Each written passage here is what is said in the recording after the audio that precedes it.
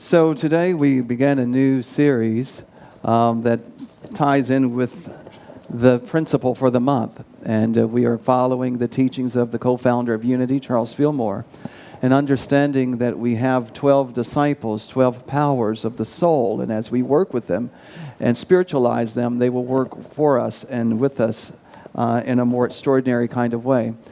This month of September is our month of divine order.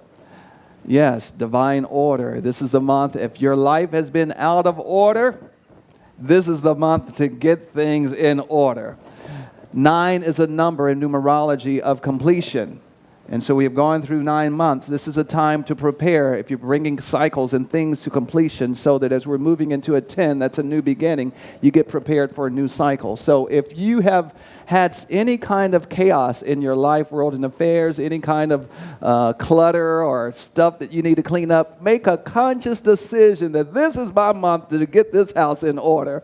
As we launch this new series just entitled that, Getting the House in Order. I'm going to ask a question, and I encourage you, I dare you to be honest with yourself. How many of you really have some aspect of your house that you really need to get in order? Be honest. Oh, wow, this is a timely message. How about that? And so as we focus on getting the house in order, we're looking at 4 dimensions of life. And these are the dimensions that we work with: the spiritual dimension, the mental dimension, the emotional, physical dimension, and even the financial dimension. And as we work for the next several weeks on this topic, I invite you to consciously set your intention as to what you desire to experience as you commit to establishing a greater sense of order in your life, world, and affairs. We are working with the 9th disciple of the master teacher, Jesus. And that disciple is James, son of Alphaeus. James represents divine order. It is the order quality of the soul, the order discipline of the soul. James is always working to establish order in our life, world, and affairs, and to create balance and harmony. And that James is within each one of us. There's a part of us that knows whether we want to be honest or not. There's a part of us that knows when we have really gotten out of order, right? Now, you know when you're out of order, do you? Do you? Of course we do. We always know, because there's a James in us that tells us, listen, this is not leading to a greater sense of harmony and balance. And as we work with James and learn to listen to James and spiritualize James, we will find James working for us. Now, we're looking at James metaphysically and esoterically. And as we share the message of Jesus the Christ, we're not speaking necessarily of a historical figure. We're talking about Jesus, the mastermind, as Jack Boland says it, the mastermind in man. Working with the 12 qualities, the 12 disciplines of the soul. And this is important because we teach metaphysics here at Unity. We come from an esoteric perspective of Scripture. Metaphysics is all about, it's the process of getting control of your very own thoughts.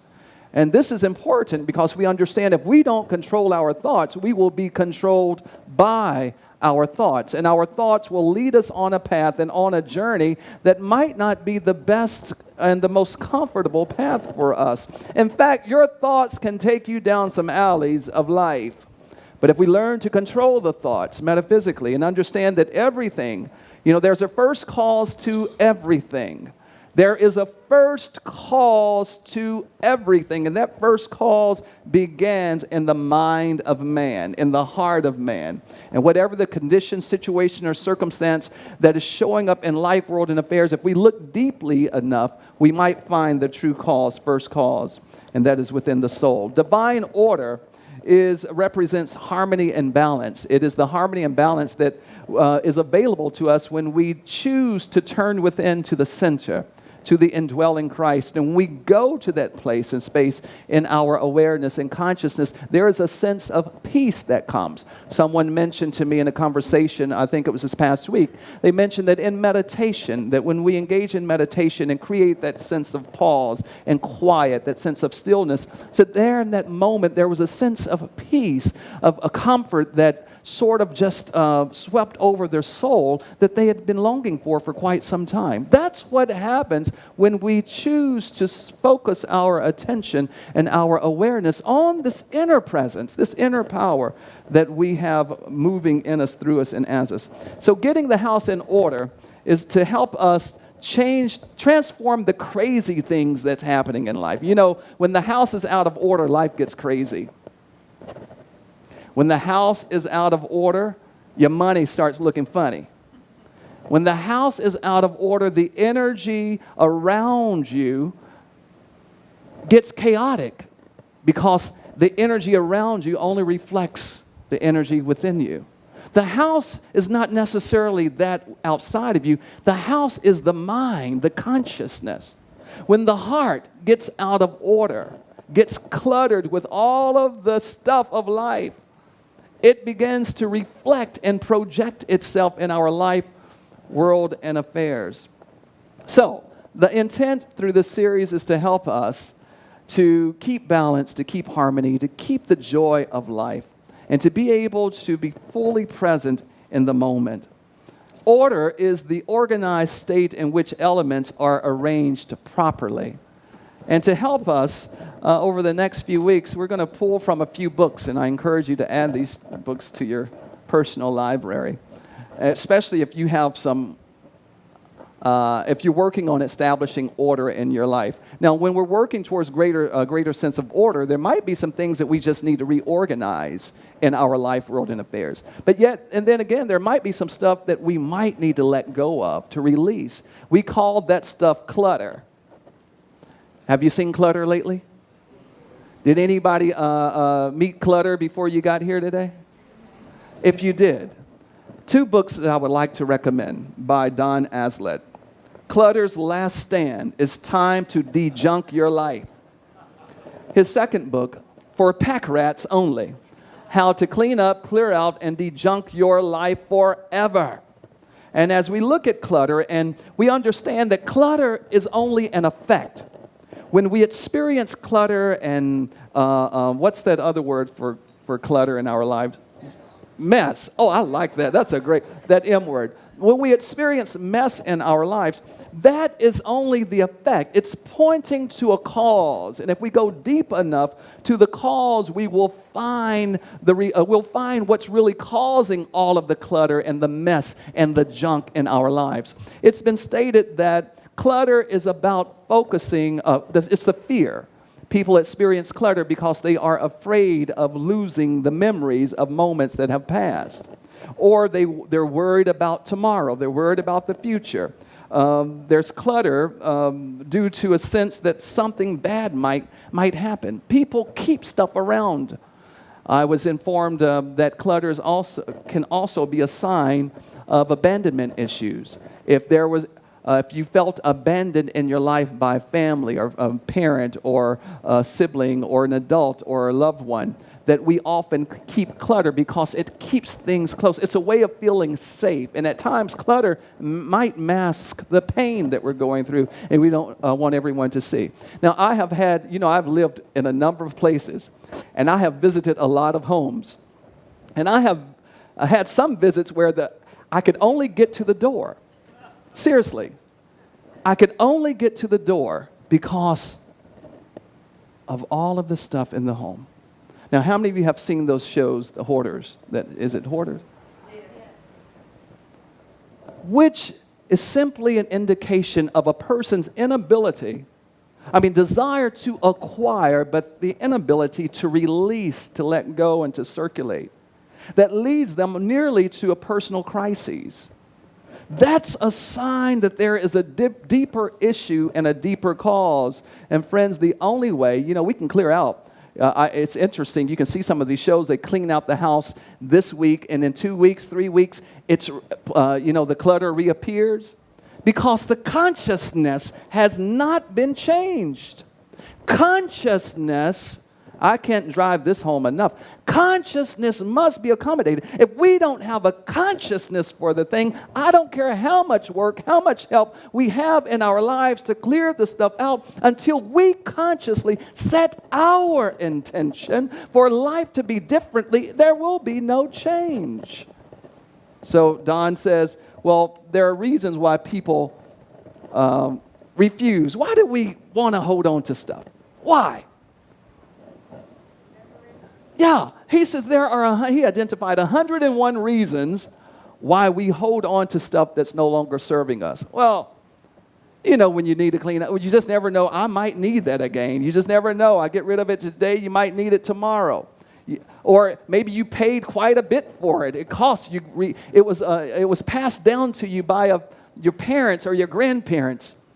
You're saving it for your children who will probably care less. They couldn't care anything about. You know, I have had friends who have been the recipient of major businesses, but because they had no interest in those businesses that the family, their parents labored for, which sold it and went on and enjoyed their life. Friends, we often spend a lifetime accruing stuff, gathering stuff, and we want to call it collection, but we've acquired all of this stuff that doesn't really matter. Because when we meet face to face with the fleeting moment of life, you cannot take the stuff with you, can you? No. What happens? That mess stays behind for somebody else to clean up after you. But the word today is, let's get the house in order. Move out of the past. Don't worry about the present. Get into this eternal moment and live, choosing to let go and not be afraid of something new. All right, Don gives us a 4-step program to lower your clutter count. And these are the 4 R words I encourage you to catch. If you're working on creating a greater sense of order in your life, world, and affairs, releasing the clutter, letting go of the stuff, it's a false sense of security. How about that? Clutter is a false sense of security. That's hot off the press. Catch that. The stuff that we have around us, it's a false sense. It gives us a false sense. It's a fleeting sense of safety and security. But your only security is in your awareness of God in you and you in God. That's the greatest security. He says there are 4 things that we can do as we're moving, trying to declutter our lives. The first thing is to recognize that junk is bad and that you are a junker. First of all, that's recognition. If there's clutter, recognize that I am responsible for my clutter. Who put your clutter in your space? Who's responsible for your clutter? I am responsible for my mess.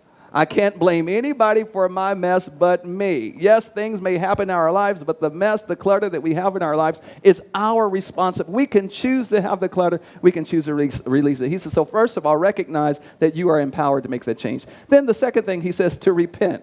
To admit that this clutter is not serving you for your highest good. The clutter is zapping your energy. It is zapping your finances. The clutter can zap your relationship. So to recognize and then to change the mind and move in a different direction. The third thing, he says, begin to remove it. Remove the clutter in our lives. That's easier said than done at times. But if you find it to be difficult, then invite some good friends. There's a story in the Old Testament in which the prophet encountered a lady who was experiencing financial difficulty. She was at the the end of her rope financially. And he asked her a question that we all must answer. He asked her, what do you have in your house? Actually, it was a call for assessment.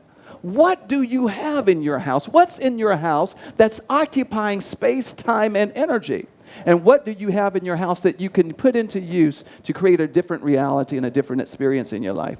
And she had to answer. Her answer was, I have nothing. He says, look again. And if you don't have what you need, then go borrow consciously from someone else. Friends, he says here, begin removing wherever you are. And if you need help, get some help.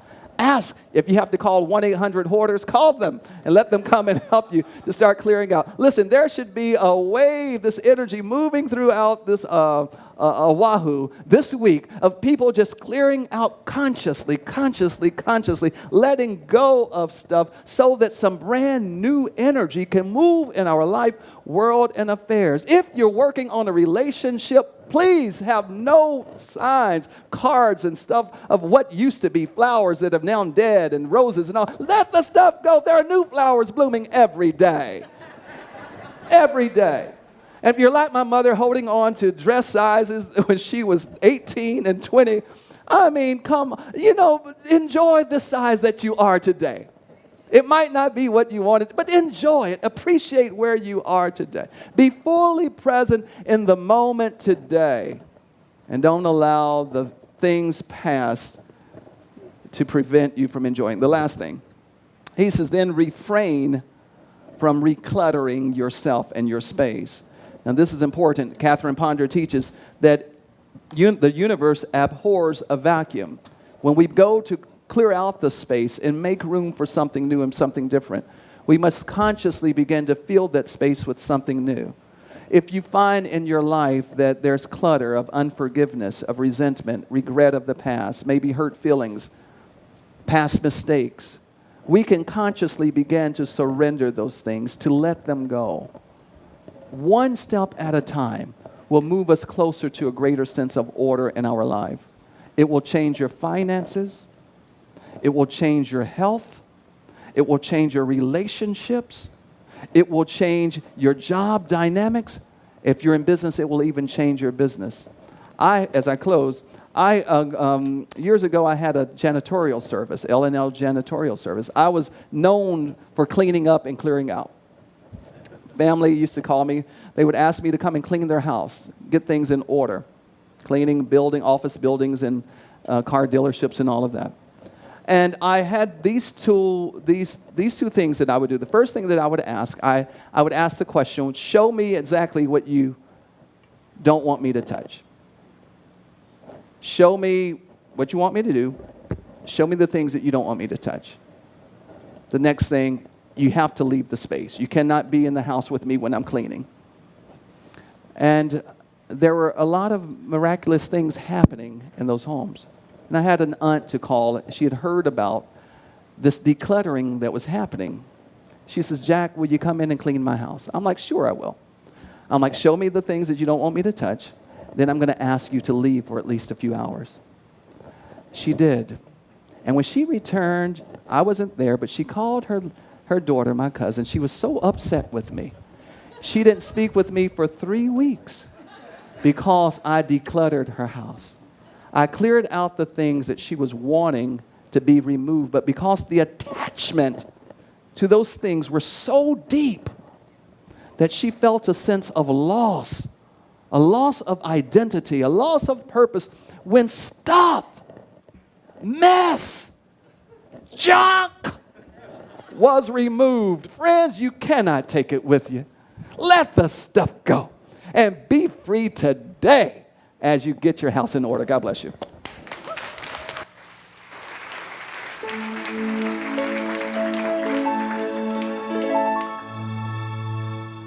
I've had this problem for years and years, felt ashamed and so out of control. But the time has come to bring it to light and release its powerful hold. That stuff in my heart, in my head, in my home. I got stuff enough. Leave me alone. Well, my house is packed with nicks and knacks. I don't know where things are. I've crammed the garage with hodge and podge. There's no room left for the car, and it's smothering me. I can't seem to breathe, overwhelmed by this mess that I'm in. I gotta make a change, 'cause it's all too much, but I don't know where to begin with all of this stuff in my heart, in my head, in my home. I got stuff alone. Then there's the heartaches and breaks from past mistakes that rattle around in my mind. All the tears and fears I've collected for years, they're stacked up and frozen in time. And I've tried to release to feel some peace, but I can't seem to forgive my resentments and grudges. Oy, how my mind judges. This ain't no way to live with all of this stuff in my heart, in my head, in my home. I got stuff enough. Leave me alone. Hey, wait a minute, here's an idea. I could clean it out, cast it out, throw it away, one little step at a time. I could lighten up, loosen up, move it on down the line, move it on now.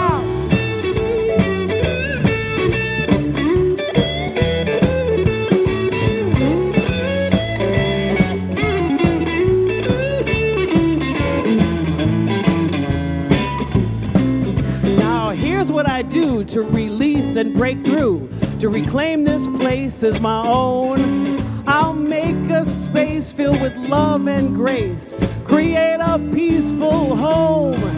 And my body and mind are willing this time to create the best I can be. New life created and so celebrated. I just set myself free from all of this stuff in my heart, in my head, in my home. No more stuff enough. Find a place of your own. Stuff in my heart, in my head, in my home. No more stuff enough. Leave me alone. Find a place of your own. I got rid of my stuff. Hey! I feel good. I got rid of my stuff.